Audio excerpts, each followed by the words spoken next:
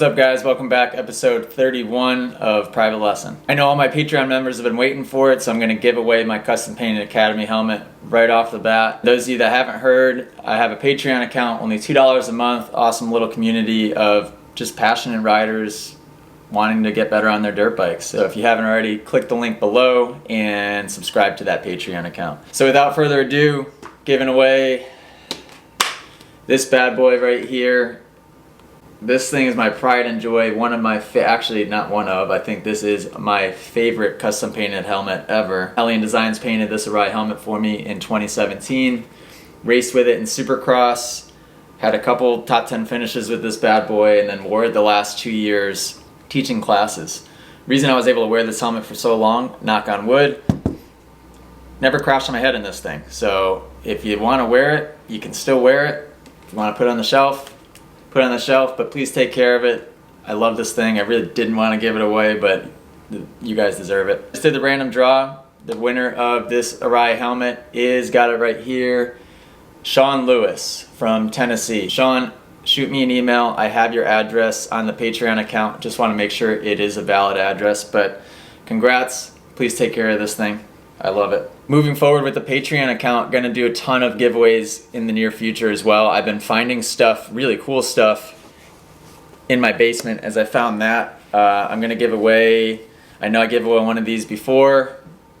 I found another one, 199 Travis Pastrana replica, race with this at Straight Rhythm this year. So one-off custom jersey, super, super cool. Gonna give that away. Also found these, didn't know I had them. These are custom goggle bags. Pastrana Catanzaro 199 replica. Got a few of these to give away. So constantly giving away some really cool stuff on that Patreon account. And all the while making my wife happy because I'm just giving away all of my things. So before we know it, I'm gonna have 0 dirt bike things in the house. I'm sure that'll make the wife happy. In this episode, guys, working with Owen. He's first-time student and we're talking about footwork. Footwork was the first thing that popped out is what he needed to work on. He had just a really lazy left foot and it was causing a gap in between his knees and the shrouds, which is a huge deal. So hopefully you guys can pull a couple important tips from this video. If you guys can, hit that subscribe button and enjoy the video.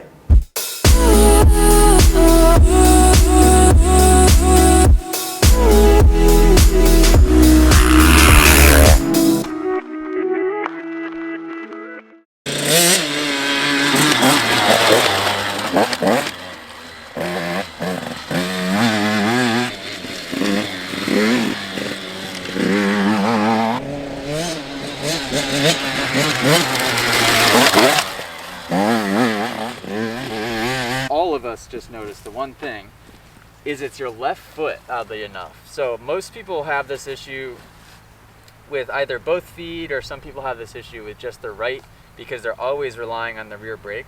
I think what's happening is you're going to your shift lever, so you're hitting the control. As soon as you're done with the control, your foot just is hanging out right here. And as soon as it does that, look at where the kneecap's pointed. Yeah. Now all of a sudden, that bike is not even touching. You need to make sure that when you're done with the controls, hop off. Look at my left foot over here. You're on the balls of your feet. When you go to that shift lever, little slide forward, little slide back, and you're right back to the balls of your feet. We are not going from here to here. So just make sure that as soon as you get that shift, whether it's an upshift or a downshift, that foot slides right back to position. And same thing goes for the rear brake. The cool thing about the 450 is that I don't shift that much, so it makes it easier. But you're always having to use that rear brake in certain situations, so you just need to get comfortable sliding that foot right back. Whether you're standing up or sitting down, your foot should, or your knees should never break contact from the shroud. Where I was watching you come down around up over the finish line and all I was seeing was the sky on the other side of your butt. I was looking right through that gap, right?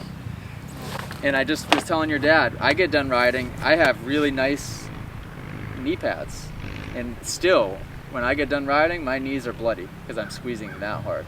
The thing is too, you don't, I could tell, and I know Dad said you don't have the fear. You're hitting the entry to this fast. Yeah. And this is, the entry's bumpy. If you don't have that grip strength with your legs, you're gonna have to rely on these little twigs for arms to hold on to this is a heavy, powerful bike. If you're only 70 pounds, you can't manhandle that thing with your upper body. Yeah. Honestly, what you already taught him already, I think before that he would have wiped out. He was coming in pretty fast. Yes. Don't feel like you have to bomb it that fast every time either. Now you look fairly in control, but if those knees break contact, things can get hairy pretty quick.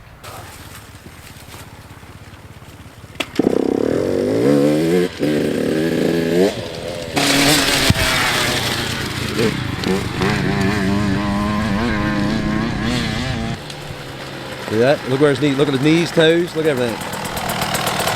See my toes? That was fifth. And that was slow. Yeah. It's not like I went crazy fast. That was fifth gear. Super mellow, super easy to control. The cool thing about riding in the taller gear in the straightaway and over jumps is that if you accidentally hit a bump or a kicker on the jump face and your wrist accidentally goes whoop, the power is way more linear and flat and controllable in the taller gear. Do you understand that? Yeah. So if all of a sudden I went like this with my wrist because I hit a big bump, the bike isn't going to react. It might go 1 mile an hour faster instead of 10 miles an hour faster. If you're in third gear and you accidentally go whoop, that bike's going to yep right out from under you. Now in the corners, you need to shift down so that you don't have to rely on the clutch. But through a sweeping, this is basically, consider this a straightaway. Through a sweeping section like this and the straightaways and jumps, shift that thing up. Try fifth gear. Now when I say go to fifth gear, don't give it the same amount of throttle as before. Go quarter throttle. Go 1/6 throttle for all I care. Give it this much throttle for all I care. You can go 20 miles an hour in third gear, 20 miles an hour in fourth gear, 20 miles an hour in fifth gear. The power is just going to be easier to control the taller gear you're in. That's it. Don't feel like you got to kamikaze this thing in fifth gear now, because you'll go 50 miles an hour and you'll launch over the corner. Okay.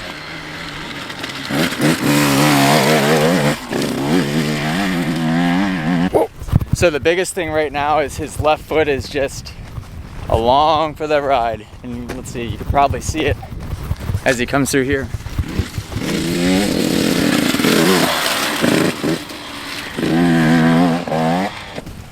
He's so worried about gear selection right now because I was telling him to go 1 gear taller that as soon as he's done shifting, his foot ends up like pointing out, his knee ends up pointing out, and then next thing you know, there's zero gripping going on. What is that left foot doing? And that's another product of poor outside foot placement as well, is that if it's just along for the ride and you're standing up around a corner, which foot's going to be applying the pressure at that point? Your inside foot, which just almost caused him to fall. Where's it supposed to be even when you're just sitting there? Right there. There we go. There's a big difference in between this and that. That 1 inch difference is the world. And if you're coming around that outside turn with your foot like this, toe pointed out, space in between the frame, next thing you know, there's gap here, which becomes an issue. And you're not applying any weight to that at that point because it's just along for the ride. So if there's no weight to that foot and you're standing up, there's only weight on your inside foot. And that's why you fell. Weight on the inside foot, you tipped over. So we brought him to the oval so that he doesn't have to shift. The cool thing about this oval is he can get into that position and only have to focus on the position.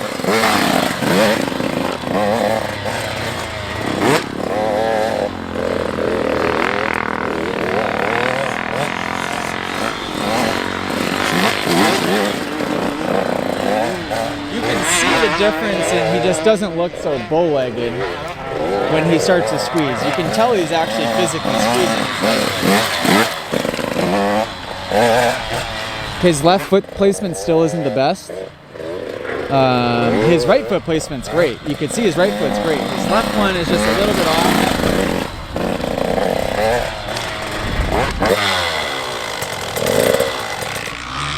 You tired already? Yeah. I get what's going on. Yep. Grip them. And then I noticed the last 3 or 4 laps you were gripping, which is good. I want you to be a little bit more intentional still with where that left foot is in the peg. Yeah. I want you to try to get your toes from here to here. So try to get them pointed in a little bit. So can I kind of grip them hard too? Like grip them towards. Yeah, and what's weird is that if you do it the right way, your heel is actually going to come away from the bike and your toe is going to go more into it. So it might feel a little bit odd, but that's going to give you crazy grip strength up here.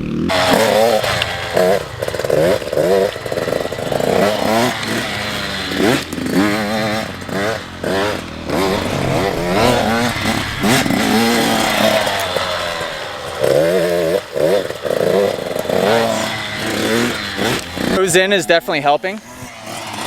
And that's the thing too, if you're struggling with one thing or a bunch of different things, eliminate as many variables as possible, which is why we came to this oval, so that he can just leave it in 3rd gear like he is now and not have to worry about 15 different things. Yeah, it's all about that foot position. Foot position's a beautiful thing. You fix the feet and all of a sudden everything else starts to fall into place. The small little advice of point your toe in is what's making the difference. See, look at that toe, look at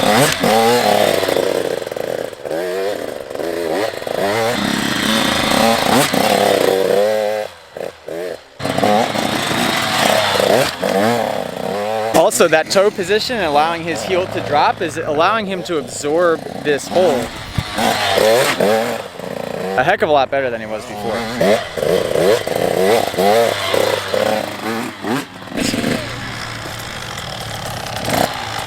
I definitely felt back there. Okay, lower back got tired that time?